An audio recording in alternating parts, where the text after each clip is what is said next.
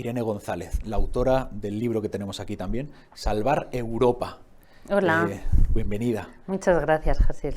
La primera pregunta, vemos que Europa está en peligro, aparece Macron hablando de una guerra inminente. ¿Salvar Europa de quién? En primer lugar, de sí misma y de sus élites gobernantes en este momento, que son quienes quieren llevarnos a una guerra que nadie quiere y que son las que han destruido Europa tanto a un nivel de desindustrialización como a un nivel de antihumanismo salvaje, con una islamización ya insostenible en lo que es Europa.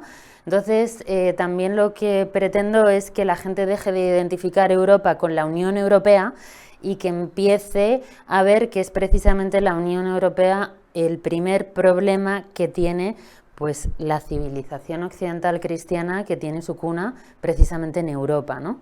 Entonces, es un... Pero el primer problema, lo que aquí nos dicen que es el primer problema para nosotros, es Rusia.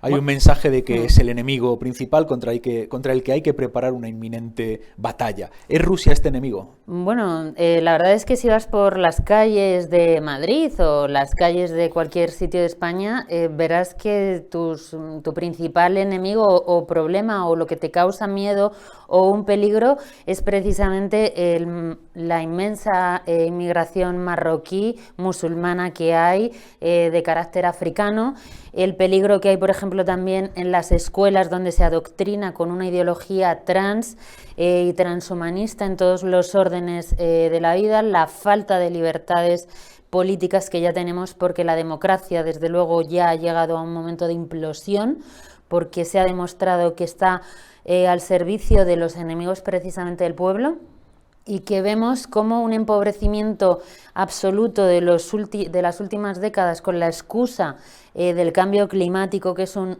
gran negocio.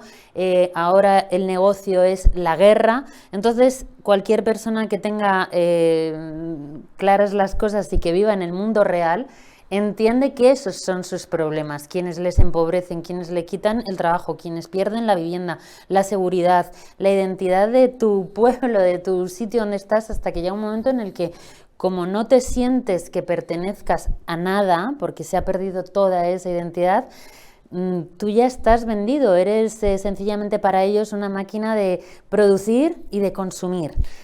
Mencionas algo muy interesante aquí. Se ha pasado de unos objetivos ecológicos, que hemos escuchado hablar en los últimos años, los objetivos sostenibles, resilientes de la Agenda 2030, toda la cuestión verde, el Pacto Verde, ¿no? Las energías renovables, lo de usar pajitas de papel en vez de plástico y los tapones de las botellas que no se sueltan. Y luego de golpe parece que se pasa de ese pack, de ese chip mental, se pasa al de la guerra, al de golpe gastar un montón en un montón de productos y materiales que no son especialmente renovables, tanques, combustible. O sea, ¿dónde queda la coherencia entre el objetivo ecosostenible y ahora de golpe una economía de rearme industrial militar? Pues yo lo veo bastante coherente, porque ellos, siempre esto fue una excusa. Las élites, que nosotros podemos denominar globalistas, han entendido hace mucho tiempo que el gran negocio no es únicamente pues el petróleo o la banca, no. El gran negocio somos nosotros.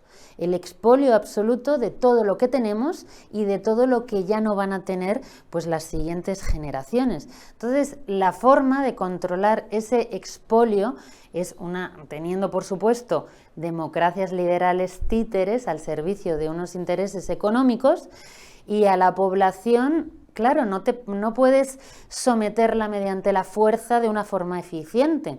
Si no, estaríamos otra vez, digamos, en lo que es el siglo XX. En el siglo XXI lo que se pretende es esa sumisión voluntaria del esclavo, ¿no?, que somos nosotros, ya no somos considerados personas.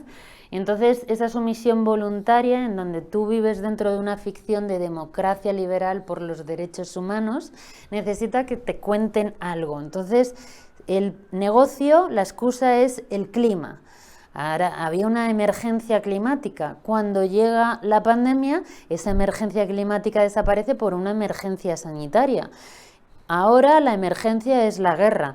Parece que no nos dejan vivir en paz, nos han traído la guerra a nuestras calles, nos han empobrecido y nos han endeudado ya para varias generaciones, y sencillamente esta locura bélica ya no solamente se conforma con poseer nuestras riquezas, sino con poseer la vida de generaciones a las que no les importa mandar a morir al frente que ellos decidan, porque esto al final es un enriquecimiento de una industria que ni siquiera es una industria que vaya a dar un beneficio a la sociedad, como podría ser hacer puentes. No, cuando tú metes todo el esfuerzo, ¿no?, la economía de guerra, en crear armas, esas las vas a tener que usar. Entonces es fantástico para, dentro de lo que es su plan de exterminio del europeo, ¿no?, que les molesta que nazcan personas, bueno, nativas europeas, tienen que haber una sustitución poblacional con personas de África o del Asia islámica, como de Pakistán o de Afganistán, pues nos mandarán a nosotros a la guerra, mientras en las calles de Europa pues se quedarán la inmigración africana islámica. Es eso. Entonces al final es un negocio.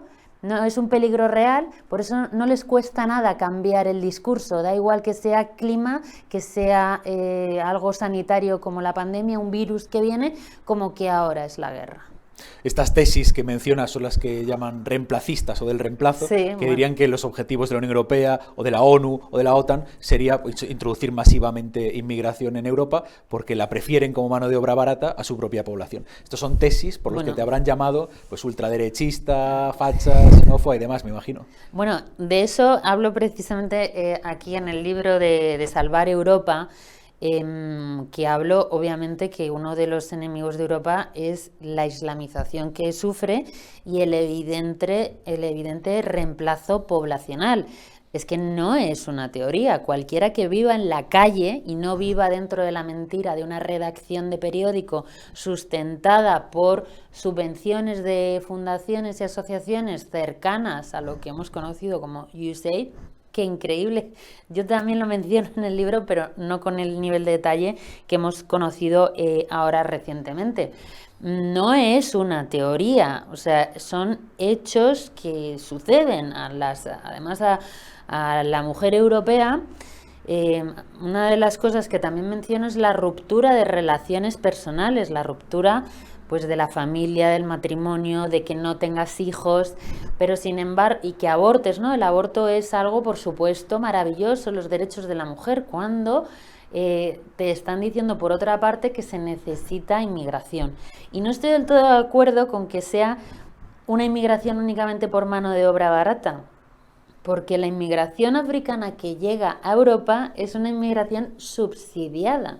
Hay una mano de obra, pero que ni siquiera aporta más, digamos, a lo que es el conjunto de la sociedad de lo que está recibiendo, lo que hace que el sistema sea insostenible. Entonces, no son teorías, es que es lo que vivimos. Este libro, yo con lo de Salvar Europa, es también un intento de hablar de la verdad, a pesar de todo lo que te puedan decir o llamar, no perderlo eso como foco, ¿no? Entonces nos hablas de una serie de planes, de una serie de élites europeístas, occidentalistas, globalistas, sí, como se le quiera llamar, que implicarían un control pues, sobre cuestiones sanitarias, sobre cuestiones migratorias, sobre cuestiones económicas. ¿Dónde queda la democracia? Bueno. Digamos que nuestro bloque presume de estar defendiendo la democracia contra el autoritarismo. Y aquí Macron, von der Leyen, Sánchez y compañía nos quieren mandar a una guerra contra los autoritarios, contra las dictaduras, el Putin, Xi Jinping en China, Irán, toda esta gente. Y nosotros presumimos de ser pues, el bloque de la democracia liberal de partidos, las libertades de expresión, de prensa, de reunión. ¿Dónde queda todo esto? ¿Es esto real? ¿Vivimos en una democracia real o hay un sistema diferente? Precisamente la primera parte del libro intento desmontar todo el cuento de la democracia liberal, ese fin de la historia, el mejor de los mundos posibles que nos vendieron, porque nosotros, claro, pertenecemos a una generación que ya ha nacido en esa abundancia en la Coca-Cola. Somos la generación de la Coca-Cola que no vivimos esa caída del muro de Berlín, sino que nosotros ya llegamos en el apogeo, ¿no? En el apogeo de la democracia. Entonces, cuando llegamos a la vida adulta, vemos que todos esos mantras que nos dijeron sobre la democracia y la libertad son falsos, mentira, y que desde luego llevan muchos años donde no se cumplen y que fue una ficción precisamente para callarnos. El libro en la segunda parte habla de esa guerra espiritual, de esa descristianización, porque yo creo que lo de la democracia, lo que sucede, es esta nueva religión laicista que es inevitable que aboque a una islamización, porque la necesidad de Dios del individuo es innata al ser humano. Entonces, en el momento en el que desde la Revolución Francesa todo se hace laico, la democracia empieza a ser la nueva religión. Todo es por la defensa de algo mayor que nosotros, que es esa falsa democracia. Al final es el gobierno de los hombres, unos hombres que se creen dioses. Entonces, hemos llegado a un punto en donde ya no se tienen en cuenta verdades universales que nos unen a los seres humanos, como la verdad, el bien común dentro de una patria, una serie de valores como la justicia, virtudes más que valores. Y entonces, claro, estos hombres que se creen dioses al final te intentan a ti controlar con que si es democrático, pues es por lo que hay que hacer. Pero ¿sabes qué sucede? Que la verdad no se puede establecer con mayorías.